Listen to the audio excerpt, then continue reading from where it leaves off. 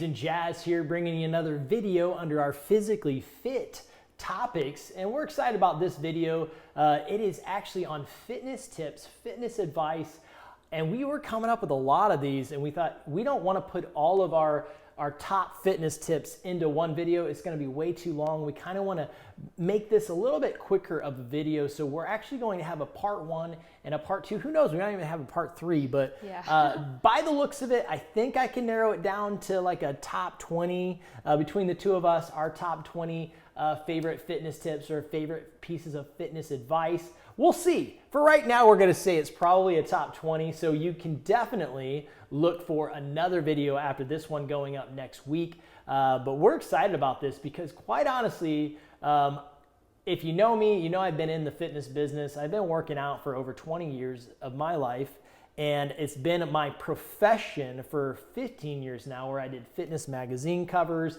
I was a world champion, as some of you may know. And you do some personal training. Yeah, and I do personal training as well. Did a lot of celebrity training. So fitness is my world, and I love giving fitness advice. And even Jazz knows, when I'm working out, I get bothered dang near every workout with somebody interrupting our workout to ask a question. You know, how many reps should I do for this? Or what's the best thing for me to do for fat burning? Or I get these questions all the time. And I actually had a minor in physical education where I took sport training classes, I took anatomy classes, I took health classes. So I learned a lot, even just with my minor alone, before weight training was my life. I learned a ton. I learned about the anatomy of the muscle. I learned how to train every intricate part of every muscle. And even after college, I began to study even more into that subject of how to really hit the intricate parts of the muscle. So this is what I love. I mean, other than Christ Jesus and my wife, I love talking about fitness, health and fitness, and bringing great health and fitness advice to people. So last week we put up a video about health and nutrition advice, and we really tried to hone all of the advice in specifically on that. This week we're trying to hone it all in on the fitness workouts, the cardio, the weight training, and what's important right around that other than the nutrition. Right. And also other than, quite honestly, the supplements, because we're going to do another video on supplements later. So I know that was a long intro, but I really wanted to bring you in on what's going on here. So today we're going to focus on, in no particular order, because it's going to be our top 10 or our 10 pieces of fitness advice, fitness tips. And we could say top whatever, but you know what? Your favorite one might be number 20.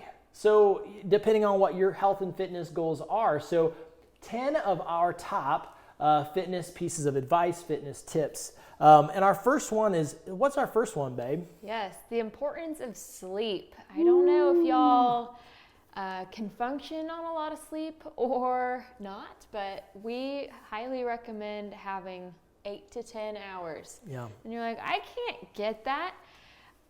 That's understandable. I know everyone's lives are very busy, but if you have certain fitness goals in mind, especially if you have a workout regimen where you're doing 5 days a week in the gym, sleep is very important. It is so crucial to muscle recovery and overall health.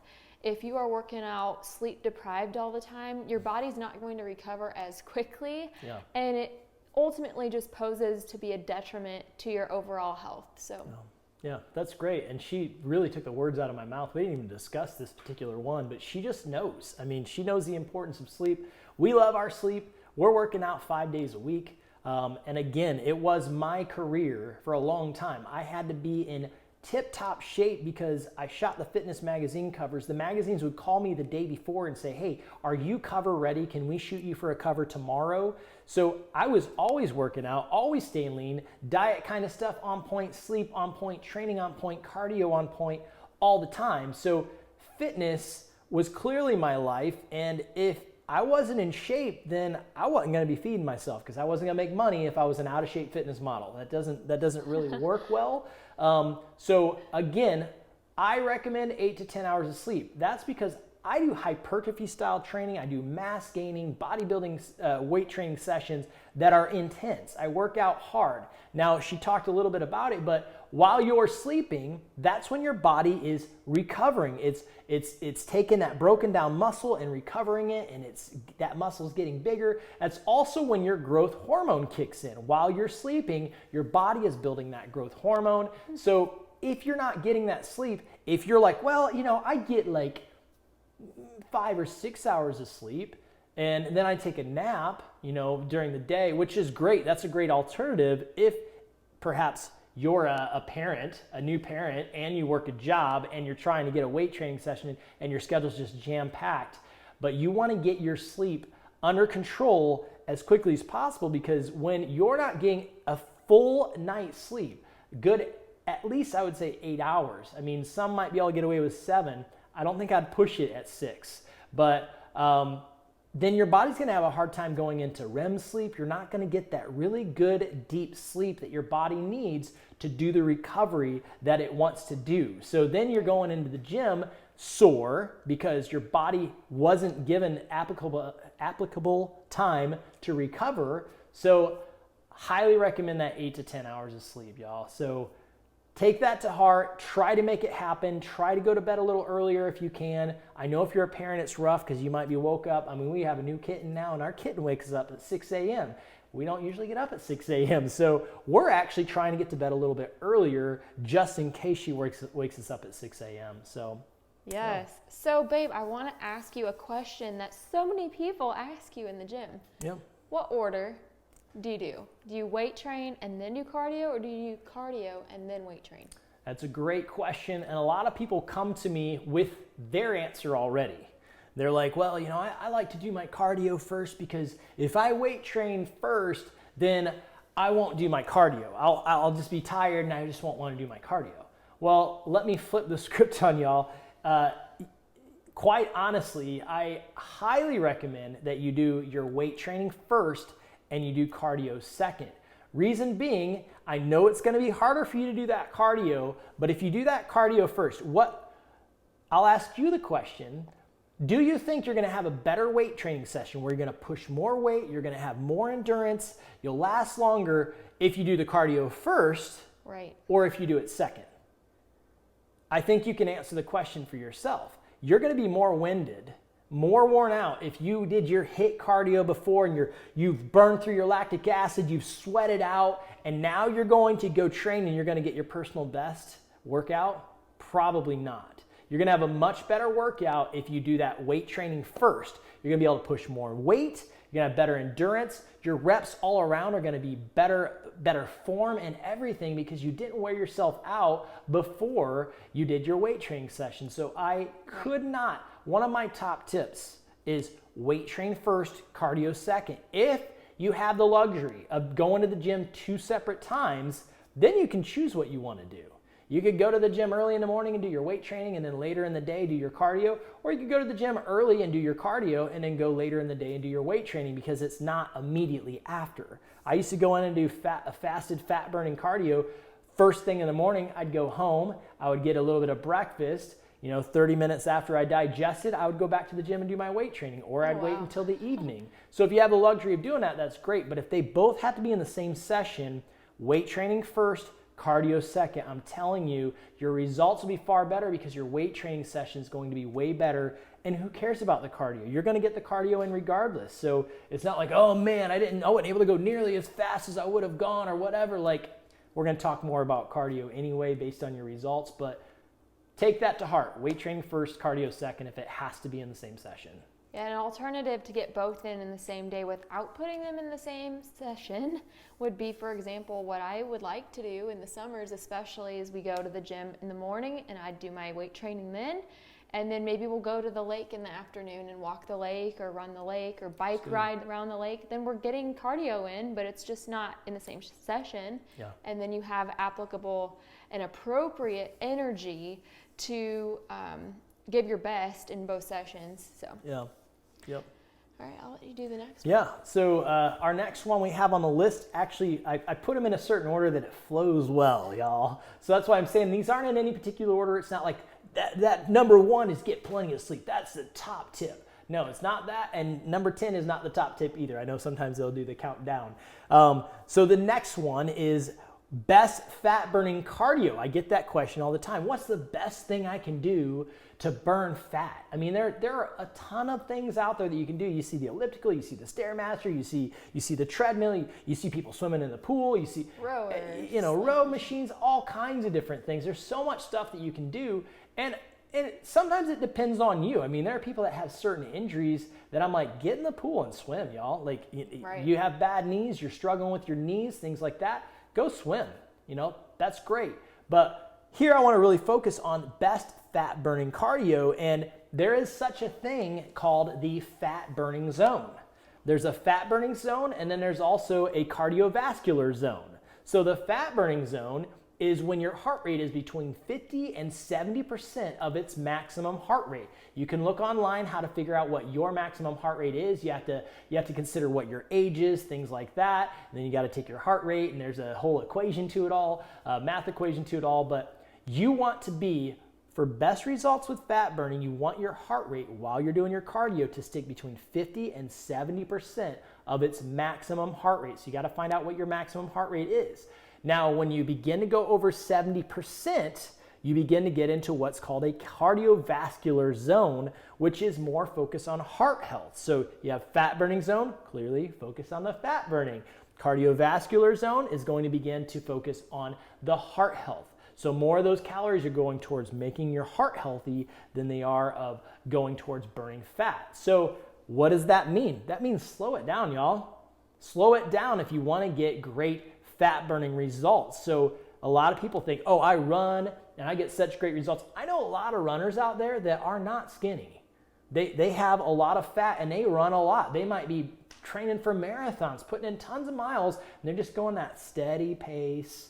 Their hearts are super healthy. That's great. And you want to focus on making your heart healthy as well. That's super important, y'all. That's what pumps your blood. And so you do want to get some good cardiovascular workouts. And I'm not trying to tell you to go away from that. But if your focus is fat burning, you need to slow it down. You want to get into that 50 to 70% maximum heart rate. Going for a walk around the lake, a nice walk around the lake, we're going to be probably around 50% of our maximum heart rate. Just a good, not even a fast walk. Just a leisurely walk around the lake, you can get into around 50% of your maximum heart rate.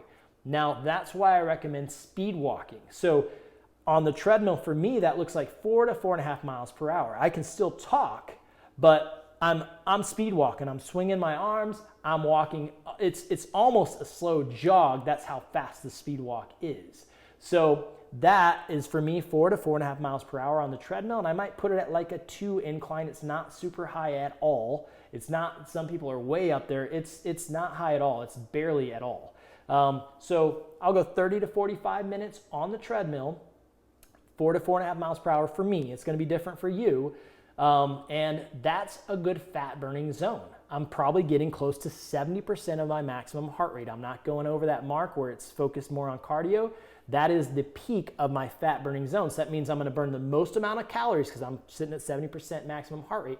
I'm going to burn the most amount of calories sticking in that fat burning zone. So that's what I recommend. But there is another one that I know Jasmine likes to do. Did you want to? Yeah, I like doing intervals if my goal is to burn fat. I know a lot of people out there, especially a lot of girls, I'll see them running on the treadmill straight through, no breaks. And they think that's the best workout they'll get with the best results. But honestly, I have found, especially while training for the Miss USA pageant, that interval training or high intensity interval training, HIIT training, works best for me and for most people. Yeah. And that is where you're going maybe 30 seconds on as hard as you can go, all out, and then you get a 30-second break.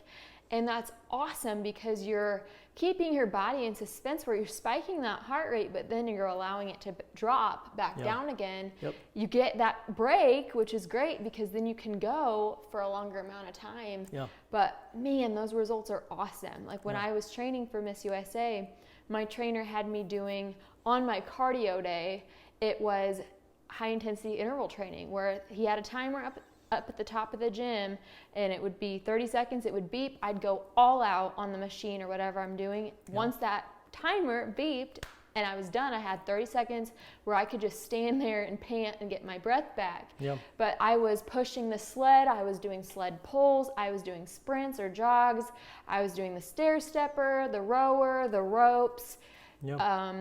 the bike, stationary bike, I don't know if I said that, but anyway, so you can rotate through all of those and just do 30 seconds on, 30 seconds off, or maybe you can work up to 45 seconds on, 15 seconds off, whatever your fitness level is. Yeah. But I really love HIIT training. That works well for me if I'm trying to shred the fat off my midsection, especially.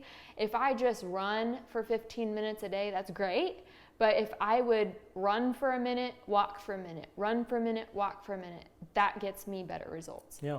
Yeah. And, you know, she talked about the treadmill. You can also do that out running. Like when I was in cross country, we used to do what we called fartleks. It's a funny little term, but I don't know why they were called that, but you would sprint from one telephone pole to the next, and then you would slow down to almost a walk. You'd be jogging so slow that I could probably walk faster than jog, and we do that for 2 telephone poles.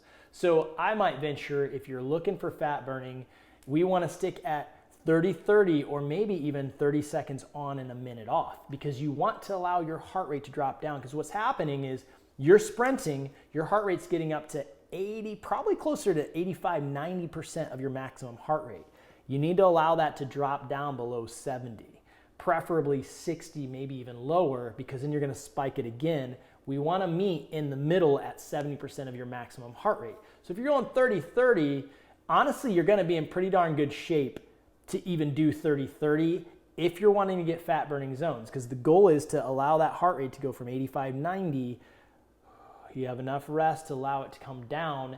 It doesn't always come down in, to 50 to 60% in 30 seconds. That's not very much time. So I would venture to say a 30-minute or a 30-45. 30-30, you're in great shape, because otherwise it's looking more like a cardiovascular workout.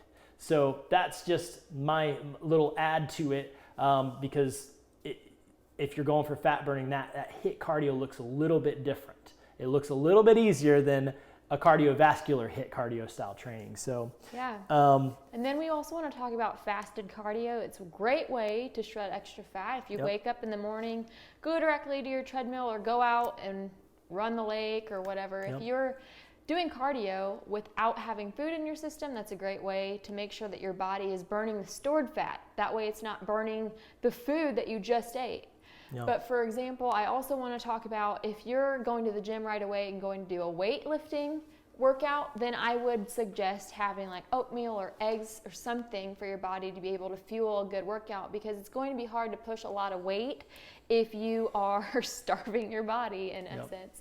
And if you're again focusing on that cardio, fasted cardio.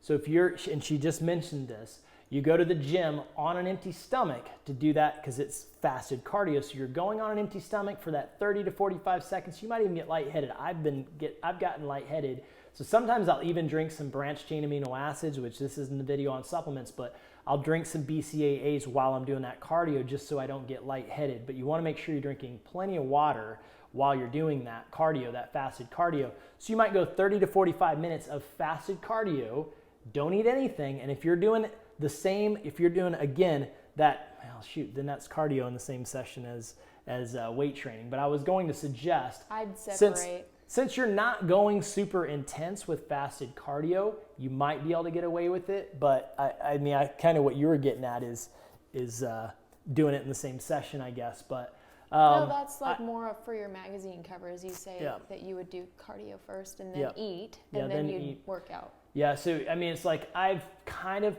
pulled it off in my past. I don't recommend it, where I would take like a protein shake or something after my cardio session, or maybe I would have something there at the gym, just take a short break so I don't have to go all the way home and then do my weight training. That can work. I don't always recommend that though. It just depends how much you're completely exhausted through that fasted cardio, because that fasted cardio is even harder than just doing cardio, having your breakfast and doing cardio, because you don't have, it's going after that stored fat in your body. So But yeah, fasted cardio is great. Again, that is cardio on an empty stomach.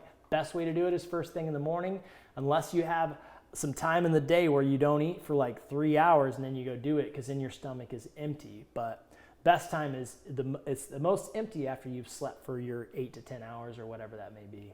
Yes, we are trying to work through these quickly, you guys, so Yep. let's keep going. Yep. He gets questions often on, well, how many reps should I be doing? And really the question should be, well, what are your fitness goals? Because there are Yep. so many different rep ranges depending on what your goals are, and he will elaborate here. Yeah, so what are your goals? Are your goals powerlifting? Are you a power lifter and you're focused on competing and things like that? Powerlifting is an extreme form of working out. And if you're a power lifter, you already know.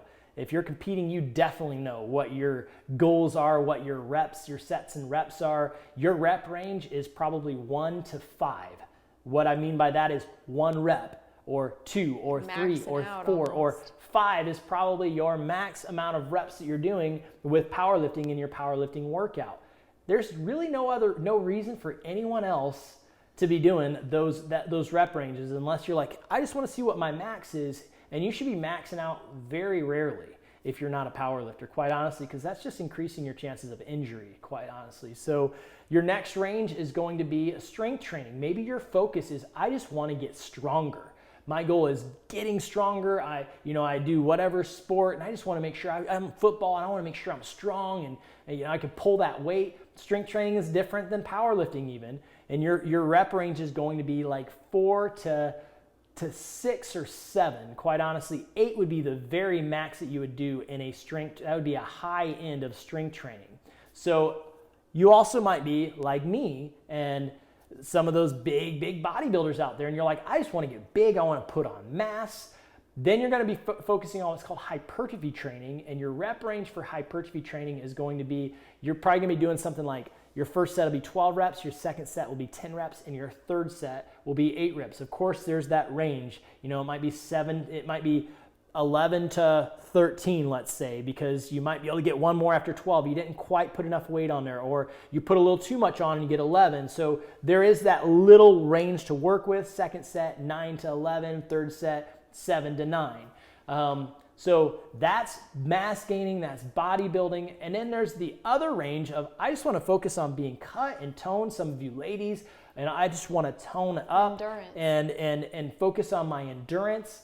So that's going to be 13 or more reps. So 13 to 20 reps. So a lot of times I encourage Jasmine, let's have you do 20 reps for your first set, 18 for your second, and 15 or 16 for your third. That's also great for someone who's older.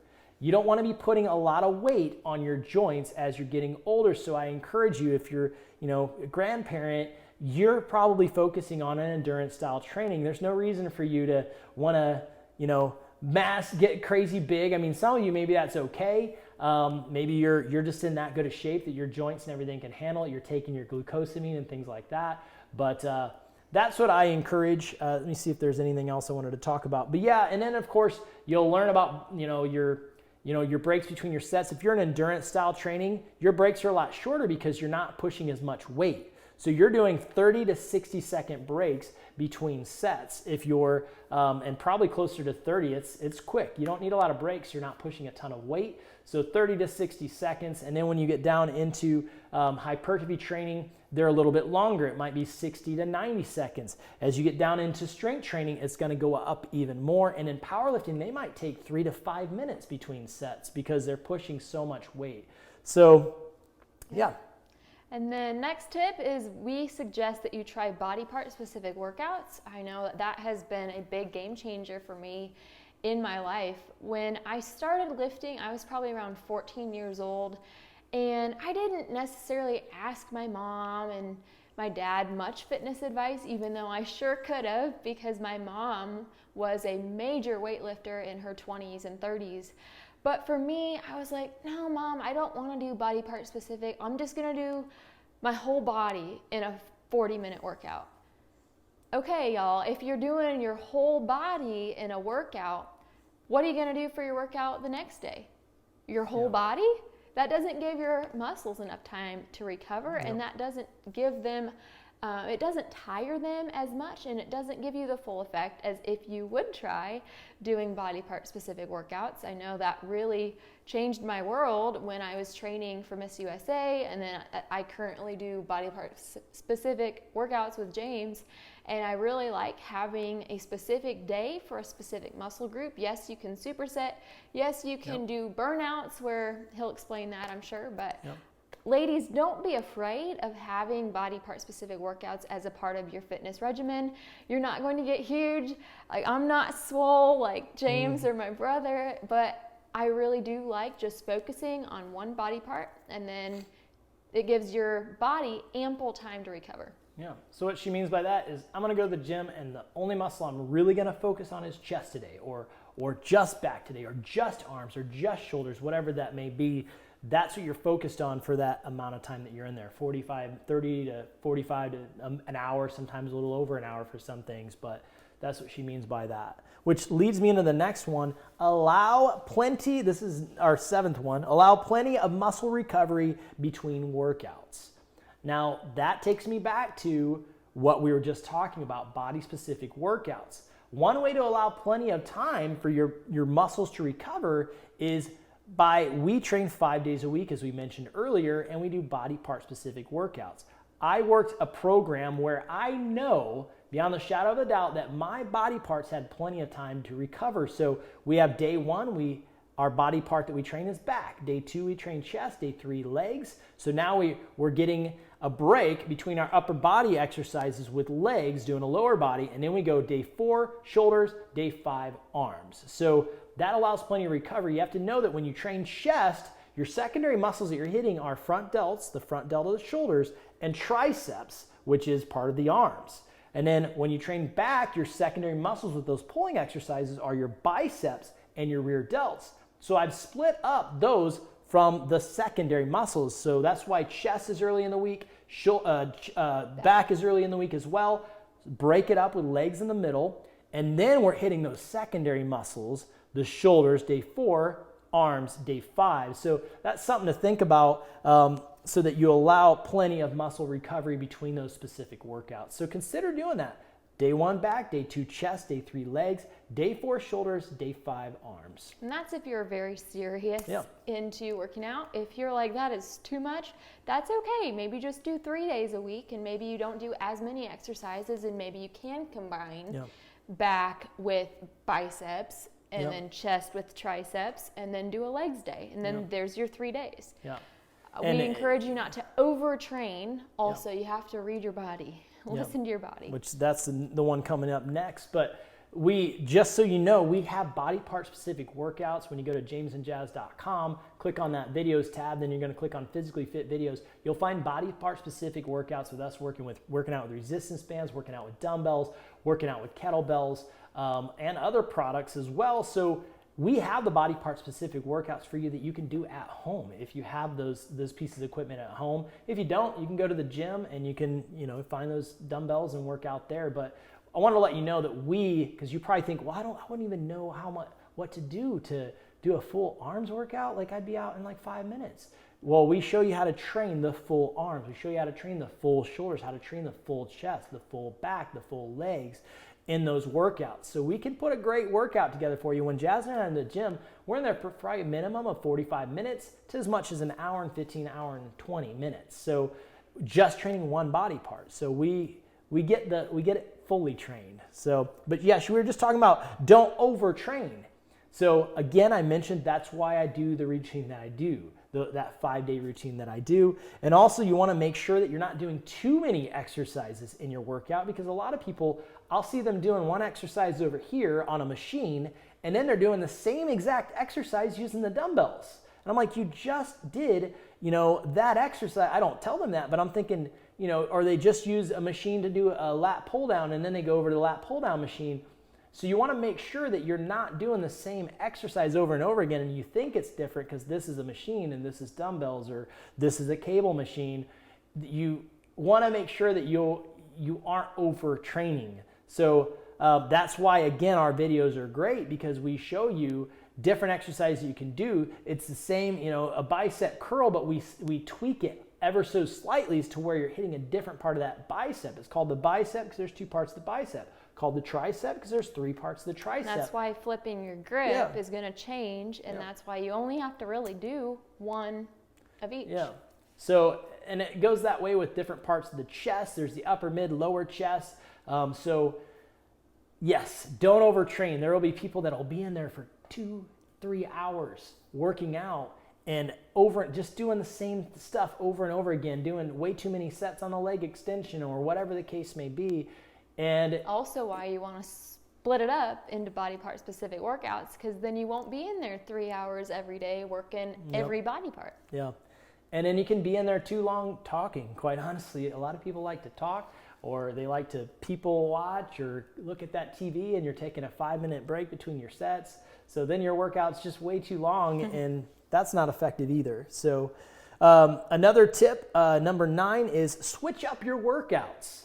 A lot of people hit a plateau. You might have a great workout plan and you're getting great results in the beginning, and then you hit what's called a plateau and you're like, I'm not getting good results anymore. I'm not noticing my muscles getting any bigger. I'm not losing weight anymore. So that's why it's so important to switch up your workouts. So how can you do that?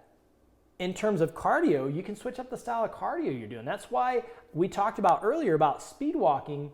I don't necessarily recommend always doing speed walking simply because your body will get used to that and the results will become less and less. So that's why it's great to throw in high intensity interval training. You know, maybe you do 2 days of speed walking and then you throw in some high intensity interval training to switch it up. Or like and then you I go back to speed mentioned, walking. switching between the different machines, rower, ropes, elliptical, stair stepper, sled pull. Your body's not going to get used to that. It's constantly shocking your system.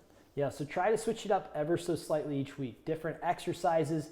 Another thing I recommend, and I know we're kind of long on time, but is, what was I going to say? Oh, your sets and your reps. So I do hypertrophy training. That's my main thing. I talked about that earlier. Sets of 12, 10, and 8. 3 sets of 12, 10, and 8. Well, what I notice when I'm doing hypertrophy training all the time is that after, let's say, 3 months of me really focus on that, I'll notice, dang, babe, my strength is going down. I'm not pushing as much weight as I once was pushing. So I might jump into that strength training zone for a couple weeks. So I'm doing sets of 8, 6, and 4, perhaps. So that way I'm pushing more weight. So now my strength is going back up. So when I go back to hypertrophy training, I notice that, oh wow, I'm pushing more weight again. But then you also, on the flip side, might notice that when you're in hypertrophy training, for instance, that your endurance goes down. Man, I'm like wearing out. When I get close to my last couple reps, I just like hit a brick wall. What's going on? I have no endurance. Jump into endurance style training, 20-18-15 for a couple weeks, and then you'll notice that when you come back to that hypertrophy training, 2 weeks to a month, you can get in those zones, and then come back, you're gonna notice that your endurance got better. Or your strength got better depending on which one you needed to do. So that's a great way to switch up your cardio and switch up your weight training to shock your body for great results. So, yeah. All right, last one. Last one, y'all, is try using great fitness products. And I'm going to plug my sponsors because I love their products. I can tell y'all, I would not choose them as sponsors if I didn't like their product and believe in their product. So one of them, I'm wearing their t-shirt right now, Chic Fitness Gear. Phenomenal company. They make workout gloves, they make workout belts, they make an arm curl bar. So, you know, a workout belt is going to be great, especially when you're doing like lunges. Maybe you're going heavy weight, when you're doing, perhaps you're doing heavy squats. You want to make sure that your core is tight, that you're protecting your core, you're protecting that back by wearing a belt. And then also, of course, as I said a second ago, gloves. I know a lot of you ladies don't like calluses. Quite honestly, I'm a man and I don't like calluses. I mean, I know it makes a man look manly, but I don't like calluses. My wife doesn't like them if I give her a massage. That doesn't work out really well. So, you know, gloves are great.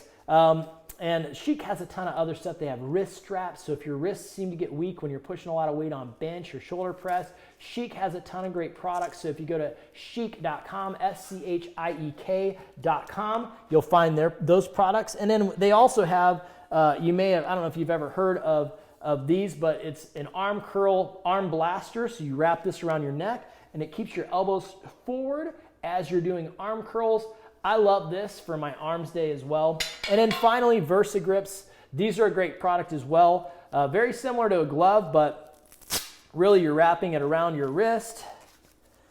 And this is going to help you to push more weight on back day. The last thing you want on your back day is for your forearm grip, for your strength in your forearms to hold you back from pulling more weight that you know you could pull. So the great thing about VersaGrips is you're wrapping these VersaGrips around the dumbbell so that you're not going to drop the weight. That's assisting your grip. So when you do those rows or when you're doing that lat pull down, you can push a lot more weight. So you're not keeping your back, allowing your forearms to hold your back from growing.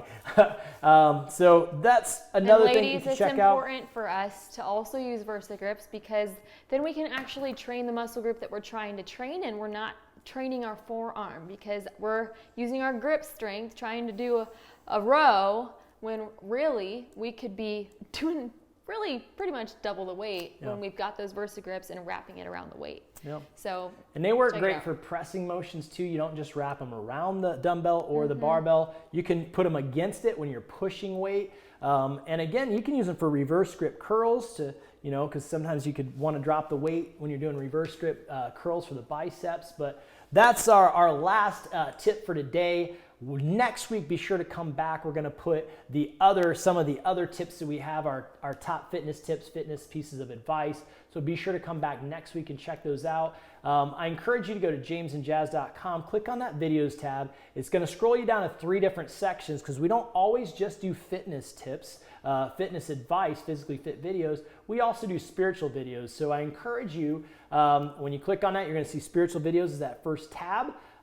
We've gone through topical stuff from the Bible, so we'll come up with a topic and we'll elaborate on that in the spiritual videos. And then we also currently are doing a Bible study with us, so feel free to join us. We're currently in the book of John, going through the book of John one chapter at a time. We already did the book of James. So we're going to keep those spiritual videos coming every Monday. Every Wednesday, you're going to see the second tab when you click videos on our website is physically fit videos. We've done full-length body part-specific workouts using dumbbells, resistance bands. We've done some stuff with kettlebells, and you're going to love those workouts. You just press play, work out with us, whatever product you have that we're using in that video. Try that out. I think you'll really enjoy it. And we also do videos where it's demonstrations, exercise demonstrations for body part specific workouts. That way you don't have to watch the full 30-minute workout. You can just take some notes and do it on your own. And we do cardio as well, cardio in place. So I encourage you, click on that tab and go check those out. Now, of course, we're bringing fitness advice, nutrition advice, supplement advice is coming soon. So keep coming back every Wednesday. We put a new video up there. And then finally, that third tab is life and relationship videos. So when you click on that, you're going to see it's videos of us sharing stuff that we've done in life, the big events in our life, and you'll really enjoy that. It's going to be a great way for you to get to know us better. And then relationships. We want you to thrive in your relationships. So we have videos where we talk about great relationship advice, stuff that has worked for us, stuff that we've learned through premarital counseling. As we, continue to learn stuff, we just add that into the life and relationships section. We have one coming up soon where we're going to be talking. You're gonna meet our kitten. We're going to share some great videos of our kitten and how we adopted her, stuff like that. So that's just fun stuff for you to get to know us better. Another thing is when you're on the homepage at jamesandjazz.com, you're going to notice at the top and the bottom, there are social media tabs. We have Facebook, Twitter, and Instagram. Be sure to follow us and like us. Our handle is James and Jazz. And then you're also going to notice we have YouTube. Be sure to subscribe to our YouTube as well. Yes, at the bottom of our website, you can subscribe to our email list, and then you can also book us to speak at an event, whether it's a conference or you want us to put on a workout at a school. Let us know in those boxes at the bottom. At the top, there's a tab that says donate, and there's all the information there if you feel led to financially partner with our ministry, and you can donate via PayPal, Patreon, or Venmo. And then also thank you for your prayers. We're so appreciative. And then lastly, check out the new tab that says courses if you are interested in courses for you Christian ladies out there. So thank you so much for joining us. And next week we will have our second half of fitness tips, fitness advice. Also check out our other video about nutrition, health, diet advice. Thank you guys for joining us, and we will see you next week. Take her easy.